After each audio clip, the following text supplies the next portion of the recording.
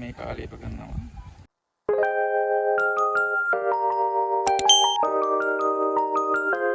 කප්පාදු ඉවර කළා. දැන් අපි ගහට ශාකයට පොහොර දාන්න තමයි හදන්නේ. පොහොර දානකොට දැන් පසේ තෙතමනිය අපි රඳලා තියෙන්නේ මේකේ.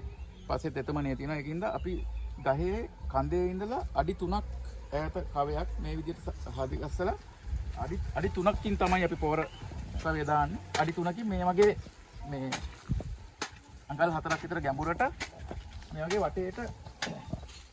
වටේටම කපා ගන්නවා. පස්සේ කරනවා. අඩි 3ක් ඈතින් අපි දැන් පොහොර වලේ පොළව මේ විදිහට සකසගත්තා. ඒ සකසගත්තේ පොහොර වලට අපි හදාගත්තේ පොහොර මිශ්‍රණයක් තියෙනවා. ඒ පොහොර මිශ්‍රණය අපි දැන් මේ ආකාරයට මේකට යොදනවා.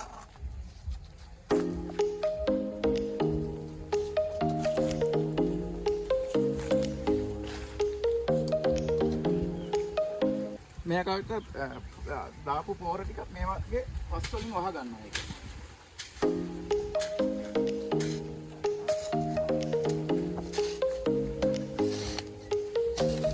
අපි පොර දාලා ඉවරලා පස් වලින් වහලා ඊට පස්සේ අනිවාර්ය අංගයක් වෙනවා මේක ජල සම්පාදනය.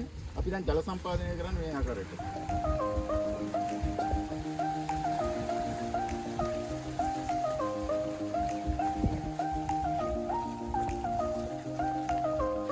දැන් අපි මේක ගහේ කප්පාදු ඉවර කළා.